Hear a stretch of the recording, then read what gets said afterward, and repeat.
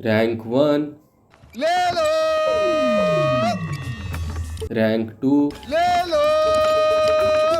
सुबह से न एक रैंक बिका है, ना ही मिला है आधा पैसा। जनता को आप मूर्ख समझना बंद कर दीजिए। Hello everyone, I am Shubham. Welcome to my channel brings brain. तो इस वीडियो में हम लोग NIRF रैंकिंग के अलग अलग पहलू के ऊपर में बात करेंगे।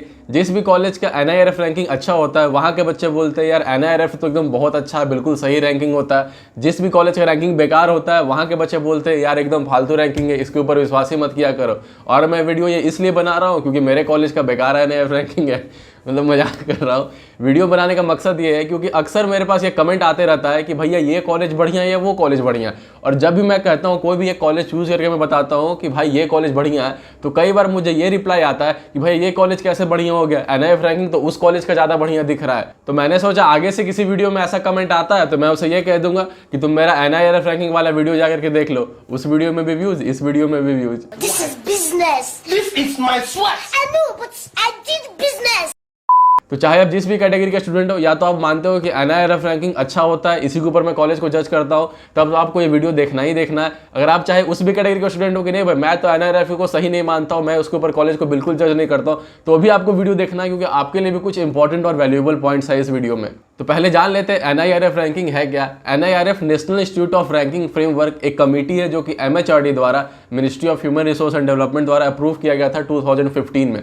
इसका काम क्या था, इंडिया में जितने भी तरह के कॉलेजेस हैं जो भी अलग अलग कोर्सेज पढ़ाते हैं, इंजीनियरिंग हो गया, लॉ हो गया, मेडिकल हो गया, मैनेजमेंट हो गया, मतलब जितने भी अलग तरह के कोर्सेज होते हैं, अलग अलग तरह के कॉलेज है, उन सब का एक रैंकिंग क्रिएट करना है कि उस फील्ड में, इंजीनियरिंग के फील्ड में, मेडिकल के फील्ड में, लॉ के फील्ड में, मैनेजमेंट के फील्ड में और भी जो भी स्ट्रीम्स वगैरह हो गए, उसमें कौन सा कॉलेज कितना अच्छा है इसका एक रैंकिंग तैयार करना। फिर और लास्ट में वो लोग ओवरऑल रैंकिंग भी तैयार करते हैं कि ओवरऑल सारा स्ट्रीम मिला करके कौन सा कॉलेज बढ़िया। तो इस वीडियो में हम लोग मेनली जो इंजीनियरिंग कॉलेज हो गए उन्हीं के रैंकिंग के ऊपर बात करेंगे, उन्हीं को एनालाइज करेंगे। तो पहले हमें यह समझना होगा कि NIRF रैंकिंग आखिर है क्या, क्या क्या पैरामीटर्स इसमें इंक्लूड किया गया है, क्योंकि पैरामीटर्स हम जानेंगे तभी हमें पता चलेगा कि ये रैंकिंग हमारे लिए कितना काम का है। जैसे मान लेते हैं कोई नेता बोल रहा है कि भैया हम नंबर 1 नेता है, तो किस चीज में आखिर वो नंबर 1 है? झूठ बोलने में नंबर 1 है, या सच बोलने में नंबर 1 है, या मार खाने में नंबर 1 है, या मार खिलवाने में नंबर 1 है? तो किस चीज में आखिर नंबर 1 है? तो पहले हमें पैरामीटर समझना पड़ेगा ये रैंकिंग का। तो आइए देखते हैं। तो पहला पैरामीटर आपको दिख रहा होगा टीचिंग, लर्निंग एंड रिसोर्सेज, जिसमें और सब पैरामीटर्स एक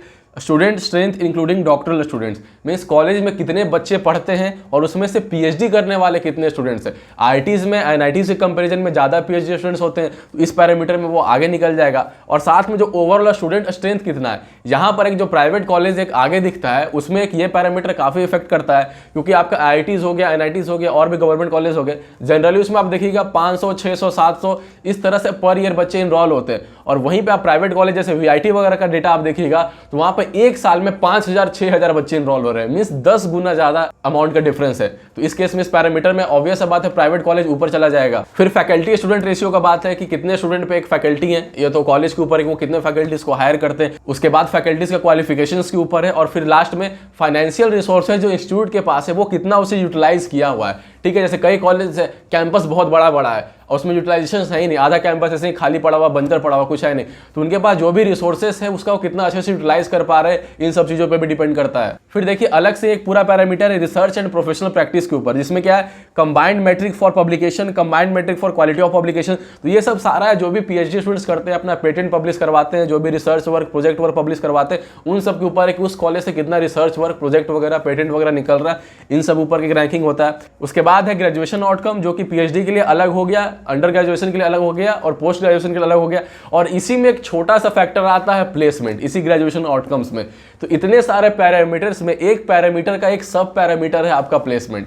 तो आपके लिए जो सबसे ज्यादा इंपॉर्टेंट होता है वो इस रैंकिंग में कितना वेटेज रख रहा है ये आपको समझ में आ रहा होगा अभी। उसके बाद है आउटरीच एंड इंक्लूसिविटी, कितने percentage of student other state से हैं या बाहर के कंट्रीज से हैं। यहाँ पे NITs मार खा जाएगा क्योंकि वहाँ पे तो 50% आपका होम स्टेट के लिए रिजर्व रहता है, तो वहाँ पे इस पैरामीटर में उसका रैंकिंग थोड़ा कम हो सकता है। फिर आपका परसेंटेज ऑफ वुमेन, कितनी लड़कियाँ उस कॉलेज में पढ़ रही हैं, कितने इकोनॉमिकली और सोशली चैलेंज्ड बच्चे उस कॉलेज में पढ़ रहे हैं। ठीक है, फिजिकली जो हैंडीकैप स्टूडेंट्स हो गए उनके लिए क्या क्या फैसिलिटीज है। और उसके बाद एक और पैरामीटर आता है पीयर परसेप्शन और परसेप्शन रैंकिंग। इसमें क्या है कि आपके जो कॉलेज हो गए, आपके सिमिलर लेवल के और जो कॉलेजेस हैं, जो बच्चे हैं, जो स्टाफ्स हैं, उनका आपके बारे में क्या थिंकिंग है। तो बेसिकली आप ये समझ लीजिए कि सोसाइटी उस कॉलेज के बारे में, उस कॉलेज का क्या परसेप्शन है सोसाइटी को लेकर के, उसके ऊपर रैंकिंग होता है। तो इस केस में बिहार, यूपी, झारखंड के कॉलेज का थोड़ा डाउनग्रेड हो जाता है परसेप्शन के मामले में। तो आप देख रहे हैं इतने सारे पैरामीटर्स के ऊपर जज करके कॉलेज का रैंक तैयार किया जा रहा है। तो क्या अगर आप बीटेक में एनरोल होने जा रहे हैं तो ये सब में से कितना फैक्टर्स आपके काम का है? क्या आपके लिए ये काम का है कि वहां से पीएचडी का कितना पेटेंट निकल रहा है अगर आप बीटेक में जा रहे हैं? क्या आपके लिए ये काम का है कि कॉलेज में ओवरऑल कितने सारे बच्चे पढ़ रहे हैं? ज्यादा पढ़े बच्चे पढ़ रहे होंगे तभी मैं एडमिशन लूंगा, कम पढ़ेंगे तो नहीं लूंगा। क्या आपके लिए मैटर करता है? नहीं मैटर करता। क्या आपके लिए ये मैटर करता है कि उस कॉलेज में कितनी सारी लड़कियां पढ़ रही हैं? भाई साहब कुछ ज्यादा नहीं हो गया ये?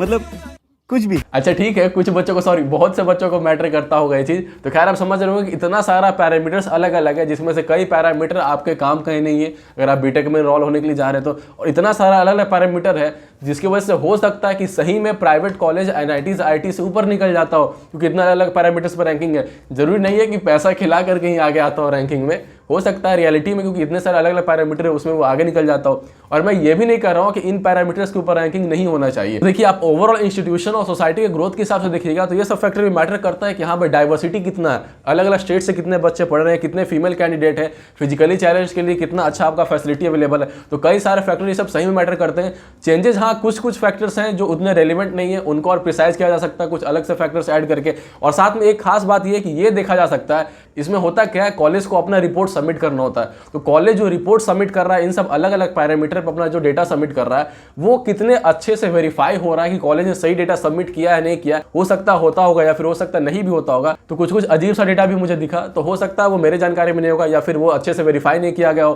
तो ये देखना पड़ेगा कि कॉलेज जो रिपोर्ट सबमिट कर रहा है, कॉलेज रिपोर्ट सबमिट कर दिया कि मेरे पास बहुत अच्छा फैसिलिटी है फिजिकली हैंडीकैप्ड के लिए, मेरे कॉलेज में बहुत सारे इकोनॉमिकली बैकवर्ड स्टूडेंट्स पढ़ रहे हैं, तो कुछ भी बढ़ा चढ़ा के रिपोर्ट सबमिट किया जा सकता है। और परसेप्शन के ऊपर जो रैंकिंग होता है उसमें एक सर्वे कराया जाता है। अब वो सर्वे किन लोगों के बीच में किया गया, कॉलेज उसको किस तरह से अफेक्ट कर दिया सर्वे को, अपना ही लोग को शामिल करा करके, तो ये भी हो सकता है। तो यहाँ पे आपको अपना वाइजली समझना है कि कौन सा पैरामीटर आपके लिए मैटर करता है, किन फैक्टर्स पे आप अपना कॉलेज चूज करने वाले हो। और यहाँ पे प्राइवेट कॉलेज से कोई मजाक उड़ाने वाला बात भी नहीं है कि प्राइवेट कॉलेज का अच्छा रैंकिंग कैसे हो सकता है, ये तो कभी ऊपर आ ही नहीं सकता, ऐसा बात भी नहीं है। प्राइवेट कॉलेज भी कई सारे अच्छे फैसिलिटीज उनमें, और ये सब जो पैरामीटर बनाया गया उनमें अगर वो खड़े उतर रहे हैं तो ऑब्वियस बात है वो अच्छे रैंकिंग पाएंगे। पर हाँ यहाँ पर हम लोग रिलेटिव बात कर रहे हैं कि हाँ एक प्राइवेट की तरफ कंपेयर करें, दूसरी तरफ गवर्नमेंट कॉलेज हो गए, एनआईटीज आईटीज ट्रिपल आईटीज हो गए, उनका कंपेयर कर रहे हैं तो वहाँ पर लगता है कि हाँ भाई इन कॉलेज का रैंकिंग हमें बेटर होना चाहिए जिनका नीचे दिख रहा है। और ये एक प्रैक्टिकल सी चीज है, हर कोई एग्री करेगा कि पहले हम लोग गवर्नमेंट के ही रेप्यूटेड कॉलेज को प्रेफर करते हैं, उसके बाद प्राइवेट के ऊपर आते हैं। पर यहाँ पर एक काफी मजेदार सा डाउट आता है, और उस डाउट से जाने से पहले अगर आपको अपने रैंक के ऊपर डाउट आ रहा है कि मेरे रैंक पे मुझे अच्छा कॉलेज मिलने वाला है नहीं मिलने वाला है, या आपको समझ में आ गया कि मुझे ड्रॉप ही लेना पड़ेगा, तो आप देर नहीं करिए, अभी से अगले साल के जेई की तैयारी शुरू कर दीजिए। और उसके लिए मैं काफी काम का इन्फॉर्मेशन आप लोगों से शेयर करना चाहूंगा। अनअकैडमी का रिवीजन बैच चल रहा है जेई मेंस और एडवांस के लिए क्लास 10 नवंबर से, और बोर्ड्स के लिए भी शुरू हुआ है जो 2022 के एस्पिरेंट्स हैं, तो आप जाकर के इसमें इनरोल हो सकते हैं। और अभी 10 से लेकर के 17 नंबर तक सारे कोर्सेज पर इनका 10% डिस्काउंट चल रहा है। और इस 10% डिस्काउंट के अलावा अगर आप मेरा कूपन कोड इस्तेमाल करिएगा ब्रिंग्स ब्रेन, तो उसके अलावा आपको और एक्स्ट्रा 10% डिस्काउंट हो जाएगा, मींस 10 + 10% डिस्काउंट आपको मिल जाएगा अगर आप 10 से लेकर 17 नंबर के बीच में ये सब कोर्सेज परचेज करते हैं। और साथ में अगर आप और ज्यादा स्कॉलरशिप लेना चाहते हैं या फिर और कुछ कैश प्राइजेस भी चाहते हैं तो फिर एक बिल्कुल फ्री टेस्ट है अनअकैडमी चैंपियंस लीग, जिसको आप दे सकते हैं। 2 स्टेज में होगा, पहला ग्रुप स्टेज जो आपका 1 घंटा का ही पेपर रहेगा, और दूसरा आपका फाइनल स्टेज होगा जो आपका 3 घंटा का पेपर रहेगा, 75 क्वेश्चन जेईई मेंस के पैटर्न के ऊपर। और दोनों के लिए अलग अलग विनर है, ऐसा नहीं है कि दोनों आपको क्वालिफाई करना पड़ेगा। आप ग्रुप स्टेज में भी अच्छा परफॉर्म करते हैं तो उसके लिए अलग से आपको स्कॉलरशिप है और साथ में कैश प्राइजेस है। इस टेस्ट का शेड्यूल आपके स्क्रीन पर दिख रहा होगा। इसके अलावा एक और स्कॉलरशिप टेस्ट है जो सिर्फ आज तक के लिए 12 नवंबर को शाम को 6:30 बजे एक बिल्कुल छोटा सा टेस्ट है आपका आधे घंटे का, जिसमें आपको एप्टीट्यूड फॉर्मेट में क्वेश्चंस पूछे जाएंगे, और वो देकर के भी आप अलग अलग स्कॉलरशिप और अमेजॉन वाउचर अवेल कर सकते हैं। और ये टेस्ट भी आप फ्री में दे सकते हैं अगर मेरा coupon code brings brain use करते हैं। कहने का मतलब ये है कि एक टेस्ट छूट गया तो दूसरा टेस्ट आपके लिए हाजिर है, पछताने का कोई जगह नहीं है। खैर अभी भी आपका टेस्ट का डेट्स बचा हुआ है, डिस्क्रिप्शन बॉक्स में लिंक दिया हुआ, आप जाकर के जरूर टेस्ट कर दीजिए। ऑल इंडिया लेवल का टेस्ट पैटर्न पर ये सीरीज है आपका, और आपके पास चांसेस भी है कि एक अच्छा खासा स्कॉलरशिप जीत सकते हैं अगर आपके अंदर कैपेबिलिटी है तो जाइए अपना कैपेबिलिटी आजमाइए। तो वापस मेन टॉपिक पे कि डाउट ये आता है कि आईआईटीज तो हर साल लाइन से एकदम ऊपर में ही होते हैं, जो भी अच्छे आईआईटीज है लाइन से शुरुआत में वही दिखेंगे, लेकिन जब बात नए आईआईटीज का या फिर आपका एनआईटीज का आता है तो उनके साथ सौतेला व्यवहार हो जाता है कि बीच में फिर और भी कई सारे अदर कॉलेज आ जाते हैं, अच्छे आईआईटीज और फिर एनआईटीज और नए आईआईटीज के बीच में। तो ऐसा क्यों होता है ये समझ में नहीं आता है कि सेम पैरामीटर्स के ऊपर हर साल जो आईआईटीज है वो टॉप कर रहे हैं, ठीक है। लेकिन हाँ, बाकी सब NITs वगैरह हैं या और IITs है, वो सब टॉप नहीं कर पा रहे। और इस साल तो हद ये हो गया कि चलिए पहले कई NITs को इज्जत नहीं मिलता था, नीचे रहते थे रैंकिंग में, पर इस साल तो कुछ अच्छे IITs भी, जैसे IIT BHU आपका, वो आपका नीचे हो गया VIT से। जली ना, तेरी भी जली ना। और प्राइवेट गवर्नमेंट का कंपैरिजन छोड़ दीजिए, गवर्नमेंट में ही देखिएगा तो NIT गोवा हो गया, NIT श्रीनगर हो गया, ये सब का बेटर रैंकिंग है NIT पटना से, NIT जमशेदपुर से, NSUT से। तो ये सब समझ में नहीं जाता ये जो ट्रेंड है। मेरा कॉलेज NIT जमशेदपुर है और NIT जमशेदपुर और पटना हमेशा साथ साथ चलते थे। जमशेदपुर आगे रहता था, उसके जस्ट बाद हर साल पटना रहता था, और इस साल तो पटना भी आगे निकल गया जमशेदपुर से। तकलीफ उनकी नहीं होती जो चले जाते, तकलीफ उनकी होती है जो पीछे रह जाते। तो फाइनली मैं ये कहूँगा, अगर किसी कॉलेज का NIRF रैंकिंग बेटर है तो उसका मतलब मेनली ये है कि वो उस रैंकिंग में बेटर है, ना कि ये कि वो कॉलेज आपके लिए भी बेटर होगा।